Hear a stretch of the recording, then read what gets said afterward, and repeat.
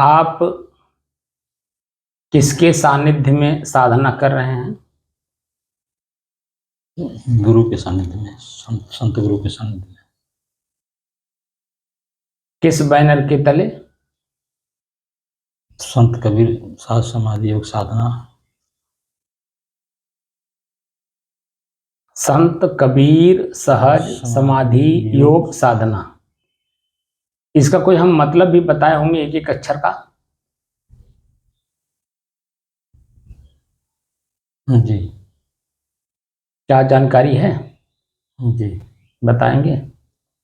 संत जो अपने काया को जीत लिया हो, इंद्रिय मन काया को जीता हुआ हो, संत हो जाएगा। कबीर जो काया वीर कबीर अपने हैं, कबीर सहज में जो है, सरलता में है, समाधि अपने समाधि में जाए, योग साधना जो साधना करे, सहज में अपना जो साधना करे।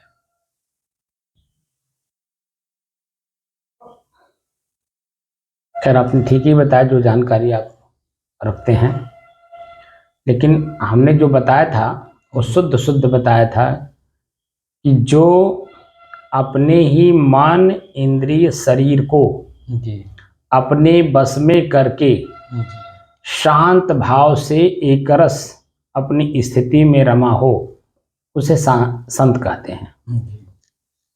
यही कहा हो ना? जी। कबीर का मतलब क माने काया, वीर माने जीतना। जो अपने काया रूपी शरीर को अपने बस में किए हुए हो, यानी इंद्रियों को अपने बस में किया हो, वो कबीर। सहज का मतलब सरल, स्वाभाविक रूप से। समाधि का मतलब सम धन आदि। सम माने बराबर, आदि माने सुख और दुख। दोनों स्थितियों को जो अपने बस में करके सम रहता हो, सम दृष्टि में रहता हो, वो समाधिस्थ है, वो समाधि है। योग का मतलब अपने आप से जुड़ना। योगस चित्त वृत्त निरोध है। चित्त यानी मन में जो वृत्त बनी हुई है सुख दुख की, उसको त्याग करके जो अपने आप से जुड़ गया हो, वो जोगी। साधना का मतलब बार बार अभ्यास करना। जो वृत्तियां हमको दुख देती हों, हमसे अपने आप से जुड़ने ना देती हों, उसको त्यागने में जो आदत हम बनाते हैं उसे अभ्यास कहते हैं। तो साधना का मतलब अभ्यास। तो क्या करने के लिए बैठे हैं? स्वयं मैं कौन हूं को जानने की दृष्टि से। ठीक है ना जी। तो वर्तमान समय में आपके शरीर में पसीना खूब हुआ है जी। और आप पसीने से एकदम भरे पड़े हैं। जी। पूरा शरीर आपका मैं देख रहा हूं भीगा हुआ, पूरा कपड़ा भीगा हुआ। जी। जी। तो क्या वो कष्ट दे रहा है आपको? अब हमको तो नहीं कष्ट दे रहा, शरीर को मतलब नहीं, आपको यानी मन को कुछ मन को कोई कष्ट महसूस हो रहा है? मन को कोई कष्ट नहीं। क्यों नहीं हो रहा है? क्योंकि शुरुआती दौर में ये कष्ट दिया जी। लेकिन बार बार अब साधना किए ना। साधना का मतलब बार बार अभ्यास करके इसी शरीर में जो कुछ भी हमें शरीर से कष्ट महसूस हो रहा था, उसका बार बार अभ्यास करके आप अपने शरीर को बस में किए हुए हैं। तब ये पसीना, ये ताप, ये दुख कुछ आपके मन पर प्रभाव नहीं डाल रहा है। क्योंकि शरीर मेरा है, न कि शरीर मैं। इस बात की पूरी जानकारी आपको कराई गई।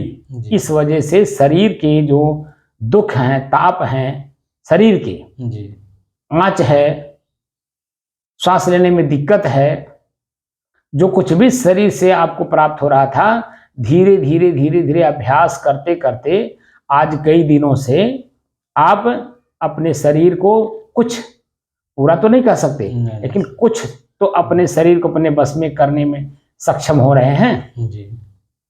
सक्षम हुए नहीं हैं, हो रहे हैं। होना दूसरी चीज होता है, हो रहे हैं इसका मतलब बार बार अभ्यास में लगे हुए हैं। क्योंकि ये शरीर ही हमें पहले दुख देता है। शरीर ही में आंख है, शरीर ही में कान है, शरीर में नाक है, शरीर में जीभ है, शरीर ही में हाथ है, पैर है, और शरीर ही में मन भी है, शरीर ही में चित्त भी है, और शरीर ही में बुद्धि भी है, और जो क्रिया भी होती है वो भी शरीर ही से होती है। तो शरीर को जीतना ये अति आवश्यक है। और उसी आवश्यक वस्तु में आप लगे हुए हैं कि शरीर मेरे बस में हो। तो पसीना नहीं हो रहा ना? पसीना हो रहा है। पसीना हो रहा है, लेकिन मन में कष्ट नहीं हो रहा है। तो जो शरीर का धर्म है परिस्थिति की अनुकूलता प्रतिकूलता का, वो तो अपना काम करेगा ही ना। क्योंकि शरीर वर्तमान में शरीर के प्रतिकूल परिस्थिति में बैठे हैं। जो शरीर बैठा रखे हम लोग प्रतिकूल है, उसके प्रतिकूलता का प्रतीक है कि पसीना हो रहा है। क्योंकि दीवार है, चारों तरफ से बंद है, ना इसमें खिड़की है, ना रोशनदान है, और ना ही एयर क्रॉस है, और ना ही बाहर से कोई इसमें हवा प्रवेश कर रहा है। तो दीवार की गर्मी, छत की गर्मी और वायुमंडल की गर्मी इस कमरे की, वो मेरे शरीर को ताप दे रहा है, और ताप दे करके मेरे शरीर को पसीना से लथपथ कर दिया है। लेकिन मन में कोई कष्ट नहीं है। तो जब मन में, क्योंकि मैंने बताया था ना उत्तेजना 4 प्रकार से होती है, तो जो मन की गति होती है ना, इसी में तो अपार कष्ट महसूस होता है। तो मन में नहीं है, इसलिए जो शरीर की गर्मी है, ताप है, दुख है, वो मेरे धीरे धीरे सहन में आ गया। इसलिए शरीर में कितना भी पसीना हो रहा है वो मुझे प्रभावित नहीं कर रहा है। कि कर रहा? नहीं कर रहा, क्योंकि शरीर में हो रहा है। और मन एकदम शांत, स्थिर, एक रस अपना बना हुआ है। और भीतर से हमें जो साधना सिखाया जा रहा है उसका अभ्यास कर रहे हैं। तो 3 चीजों का अभ्यास तो लगभग हम करा ही चुके हैं। श्वास, नाक और मैं, पसीना, शरीर और मैं। अब तीसरे में प्रवेश हम लोग आज सुबह किए हैं। वो क्या है? दृश्य शरीर और मैं। पहले तो हमने कर्म को कहा था। दृश्य आंख और मैं। पहले तो मैंने कर्म को कहा, लेकिन लास्ट में जाते जाते जब मैंने देखा कैंसिल कर दिया, तो उसको मैंने कैंसिल कर दिया। तो मैंने किसको अभी ओपन किया? दृश्य आंख और मैं। दृश्य, आंख और मैं। तो जब सुबह आप गए हैं, अब इस पर चर्चा करेंगे हम लोग। तो सुबह जब आप यहाँ से गए हैं और मैं कहा हूँ कि अभी से आप देखना प्रारंभ करिए, तो चलते समय आंख ने क्या क्या दृश्य देखा यहाँ आश्रम से लेकर के घर तक, और घर पर जाने के बाद जब तक आप अपने कमरे में स्थिर नहीं हो गए तब तक आपका पैर चला होगा, आंख देखा होगा, हाथ कुछ न कुछ किया होगा। तो उस समय में आपकी आंख ने क्या देखा? उसके बाद घर से जब आप निकले हैं, कमरे में से निकले हैं, तो कमरे में ही जब आप बिस्तर पर रहे होंगे जब तक, तब तक तो बैठ करके देखे होंगे। लेकिन जब बिस्तर पर से नीचे उतरे होंगे जमीन पर, और तब से लेकर के कमरा खोलने तक, कमरे खोलने से लेकर के घर कमरे से बाहर होने तक, बाहर होने से लेकर के आप आश्रम तक आने तक, और आश्रम में भी इस कमरे में प्रवेश करने तक, आपने एक एक मिनट का, या यूं कहें कि श्वास श्वास तक आपने जो दृश्य देखा, उन दृश्यों में से कितना दृश्य स्थिर है और कौन सा दृश्य जो है आपके नजर से ओझल हो गया है, क्या उसके बारे में बता सकते हैं?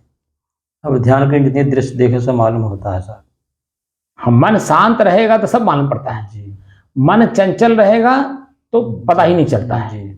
1 मिनट के पहले की घटना जो आंख ने देखा या कान ने सुना या जीभ ने स्वाद लिया, दूसरे मिनट में नहीं रह जाता है। क्यों? क्योंकि मन चंचल है।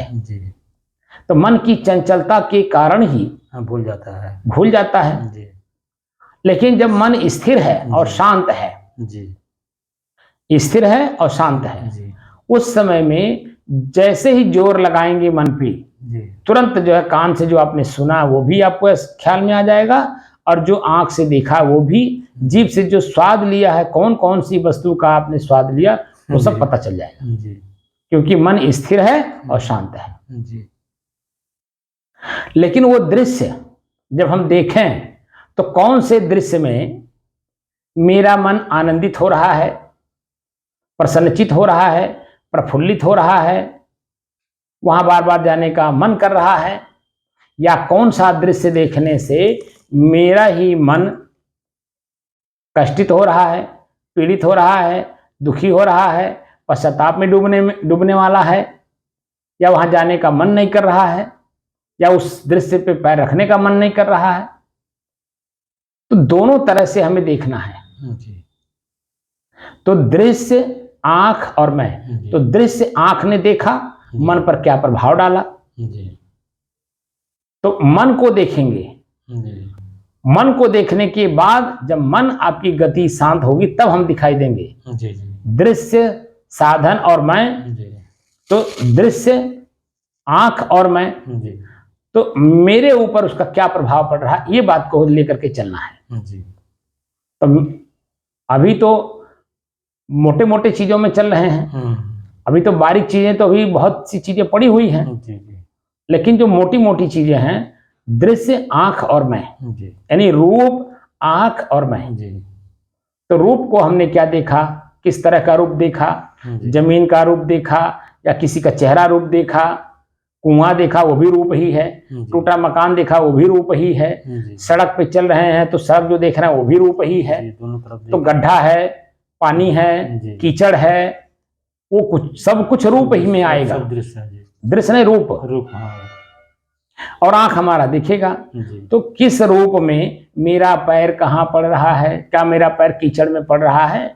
वही। तो वहां मैं बचा रहा हूँ, जी। खुद बचा रहा हूँ कि मेरा पैर कीचड़ में ना पड़े, जी मेरा पैर कनई में ना पड़े, कनई माने कीचड़ ही है, जी जी पानी में ना पड़े, जी पानी क्योंकि दिखाई नहीं दे रहा नीचे, जी जी पानी के नीचे गड्ढा कितना गहरा है नहीं दिखाई दे रहा है, जी तो इसीलिए हम टो कर बचा कर जी बराबर में जमीन को देख करके पैर को रखते हैं, जी ताकि हम अपने आप को, अपने शरीर को बचा सकें, कहीं हमारा शरीर फिसल के गिर ना पड़े, जी चोट ना खा जाए, जी अंगूठा ना फूट जाए, पैर में मोच ना आ जाए। ये सब दृश्य है ना, जी ये सब मन के अंदर में उभरता है। तो किस दृश्य में क्या मन उभर रहा है, कैसा उभर रहा है, किस रूप में उभर रहा है, वो मेरे मन पर क्या प्रभाव डाल रहा है, अमिट छाप छोड़ रहा है या तत्काल मिट भी रहा है। अमिट छाप छोड़ेगा तो अगर कोई अच्छा जगह होगा तो खुशी पैदा करेगा, प्रसन्नता पैदा करेगा, उसी को बार बार खोजेगा। लेकिन अगर दुख प्रकट किया तो उस जगह को देखना भी नहीं पसंद करेगा ही आंख, उस जगह हमारा ही आंख अपने पैर को ले जाना नहीं चाहेगा, मन कष्टित करेगा, हमको खुद को कष्टित करेगा, ठीक है ना। तो इन सब चीजों को देखना है और देख करके हमें काम करना है, एक एक मिनट का, एक एक सेकेंड का, यानी श्वास श्वास में जो हम सुमिरन करने की बात करते हैं, सुमिरन मतलब ख्याल होता है, ठीक है। सुमिरन का मतलब स्मरण, स्मरण का मतलब ख्याल, याद, ठीक है। हमें क्या याद रखना है, हमारा लक्ष्य क्या है, स्वरूप स्थिति। हमारे स्वरूप स्थिति में ये बाधक हैं कि साधक हैं, दुख कारक हैं कि सुख कारक हैं, इस तरह से हमें देख करके चलना है। बात समझ में आई? हाँ जी। तो अभी आप देखिए, शरीर में पसीना खूब हो रहा है लेकिन मन में कोई कष्ट नहीं है, पीड़ा नहीं है। तो हमने पहले दिखाया पसीना, शरीर और मैं, तो हमारे ही शरीर में पसीना हो रहा है लेकिन हम कष्टित नहीं हैं, पीड़ित नहीं हैं, क्योंकि हम अपने शरीर को अपने से अलग मान करके इसको सहन कर रहे हैं। अगर ये पसीना मेरे में होता तो सहन नहीं होता, कष्ट देता, क्योंकि वो कष्ट ही है और मैं भी कष्ट ही को देखता कि मैं भी कष्ट ही हूँ, लेकिन कष्ट मेरा है न कि मैं हूँ।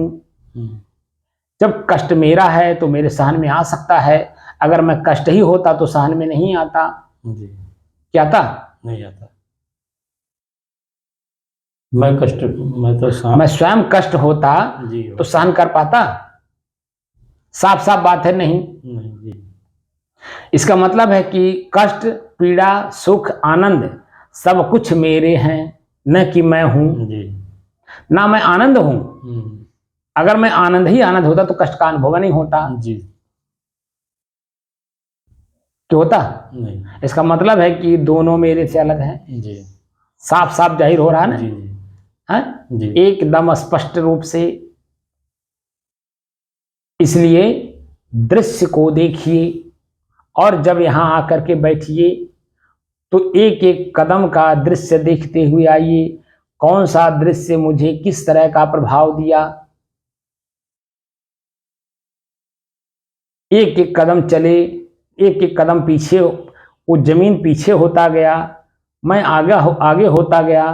तो क्या कारण है? जमीन तो स्थिर है लेकिन मेरा पैर स्थिर नहीं है, क्योंकि बाहर एक एक कदम चलने से ही हमारी बाहर की मंजिल मिलती है। और एक एक कदम चल करके जो मंजिल मुझे मिला तो उसमें कष्ट कितना मिला, पीड़ा कितना मिला, सुख कितना मिला, आनंद कितना मिला, पश्चाताप किस बात पर हो रहा है, अपने आप पे घृणा और आत्मग्लानि किस बात पे हो रहा है, किस कर्म से हो रहा है, किस दृश्य से हो रहा है। इन सब चीजों को देखना है और अपनी वर्तमान की स्थिति भी देखना है। समझ में बात आई? जी। वर्तमान की स्थिति, मेरा चंचल है मन, स्थिर है मन, शांत है मन, कैसा है मन, इस बात का जिक्र भी अपने मन में ही करना है। तो जो दृश्य की बात मैंने किया, सुबह जाने से लेकर के यहाँ वर्तमान में फिर वापस आने के लिए, तो कोई एक ऐसा दृश्य बताइए जिसमें आपको सुख मिला हो, आनंद मिला हो, उत्साह मिला हो, या कोई ऐसा रूप दिखाइए जिसमें आपको पीड़ा मिला हो, दुख मिला हो, कष्ट मिला हो, पश्चाताप हो रहा हो उस रूप को देख करके, चाहे वो फोटो ही क्यों ना हो, क्योंकि वो फोटो भी तो रूप ही है। जी। बात समझ रहे हैं? जी। किस फोटो को देखने से आपका मन प्रसन्न हुआ, किस फोटो को देख करके आपका मन खिन्न हुआ, किसका चेहरा देखने से, भैंस का है, गाय का है, कुत्ते का है, बिल्ली का है, मन में क्या उत्पन्न हो रहा है। क्योंकि शरीर अलग है, उस शरीर के अंदर में चेतना तो मैं ही हूं, तो उसके कर्म का फल वो भोग रहा है, लेकिन उसके चेहरे को देख करके, उसके शरीर को देख करके मेरे मन में क्या भाव उत्पन्न हो रहा है। इसका रीजन आगे बहुत कुछ मैं बताऊंगा, अभी खाली अभ्यास करना है। ठीक है? धीरे धीरे मन शांत होगा तो मैं इसका रीजन भी बताऊंगा। ठीक है? तो दृश्य, रूप, आंख और मैं, इन तीन चीजों का अभ्यास इसी तरह से करना है जो मैंने अभी बताया। लगातार करना है और बैठ करके आकलन भी करना है। अभी हम लोग जो बैठे हैं आंख बंद करके, उसी के आकलन में ही बैठे हैं। कौन सा दृश्य हमने देखा, किस तरह का दृश्य देखा, और दृश्य देखने के बाद मेरे मन में क्या भाव उत्पन्न हो रहा है, इन सब का तर्क दे करके जानने की कोशिश करना है भीतर से। ठीक है ना?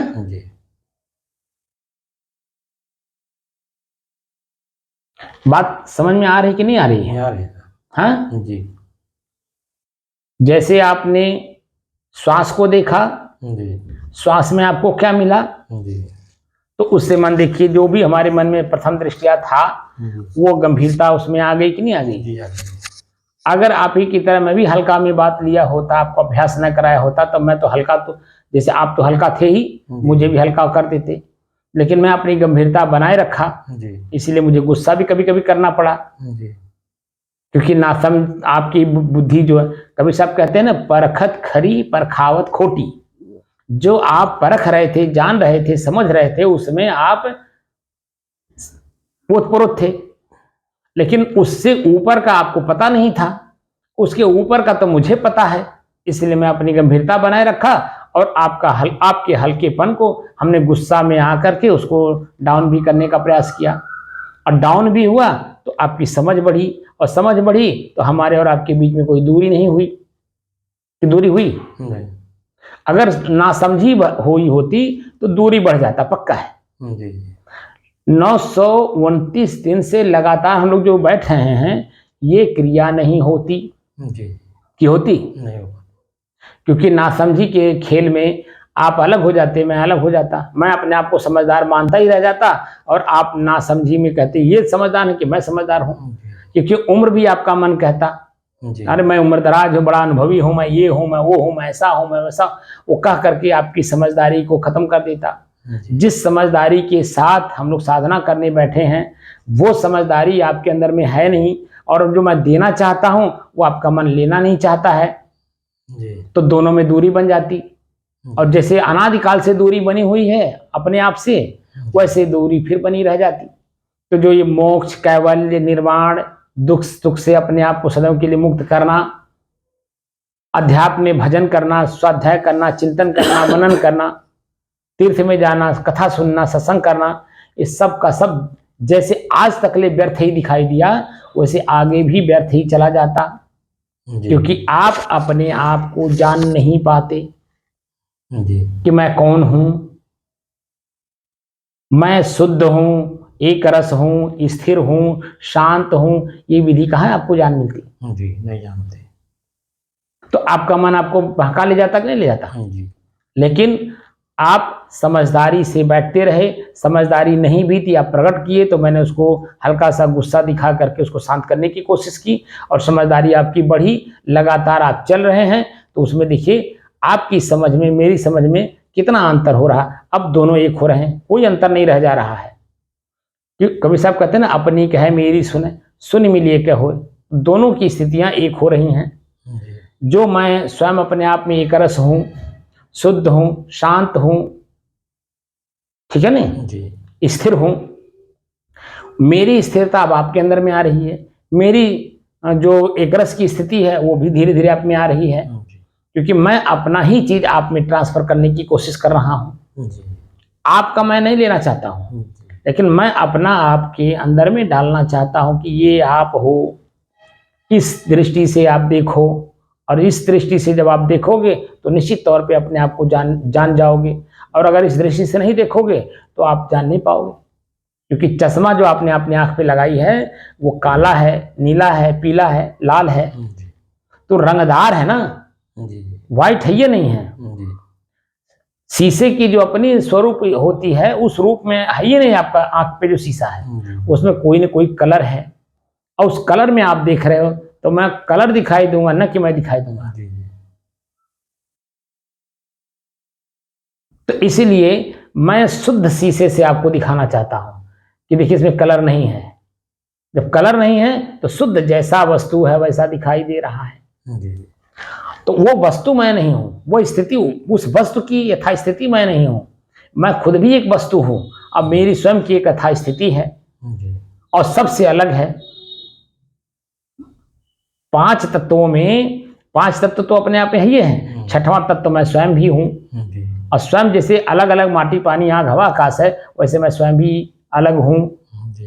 लेकिन मुझे अपने अलग होने का ज्ञान नहीं है ना। तो अपने ही स्वरूप को अपने ही में स्थित करना है। तो कैसे करेंगे? तो जो बाहर का मैं अपने अंदर में मिला लिया हूं, बस उसी को निकाल दीजिए। जैसे रुई स्वयं अपने आप में श्वेत है, लेकिन जब उसमें कलर मिला दिया जाएगा तो श्वेत जो उसका रूप है वो कहाँ दिखाई देगा? वो तो वही दिखाई देगा जो उसमें मिक्स है। तो मैं स्वयं श्वेत हूं, शुद्ध हूं, शांत हूं, स्थिर हूं, एकरस हूं, ये कहाँ हमें दिखाई दे रहा है? वो तो हमारी वृत्तियां हमें बताती कि तुम ऐसे हो, तुम ऐसे हो, तुम ऐसे हो। और वो वृत्तियां हमारी क्षण क्षण बदलती हैं। जो 1 मिनट पहले मैं सोच रहा था वो उस समय में हमें मालूम हो रहा था मैं वही हूं, लेकिन जैसे उसको भूले दूसरी वृत्ति जागृत हुई तो उस समय में दिखा रहा कि तुम यही हो। तो दूसरे क्षण वाला जो है वो पहले क्षण वाले को रहने नहीं देता। तो आप में तो कोई बदलाव नहीं है, लेकिन जो प्रकृति में बदलाव दिख रहा है, इस बदलाव को हम अलग से देख नहीं पा रहे हैं, क्योंकि हम अपनी जगह पे स्थिर नहीं हैं।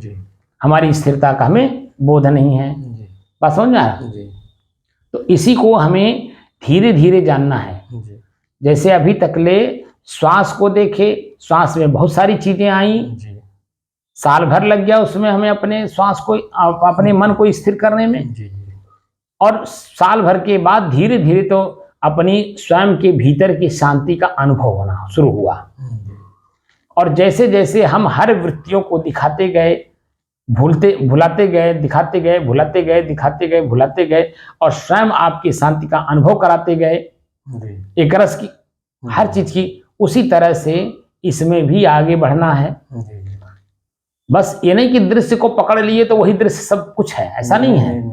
बस क्या उस दृश्य में हमें मिल रहा है, ठीक है ना? उस दृश्य से मेरे मन को क्या प्रभाव दे जा रहा है वो देखना है ना? जी समझ में बात आ रही ना? जी जी आ रही है।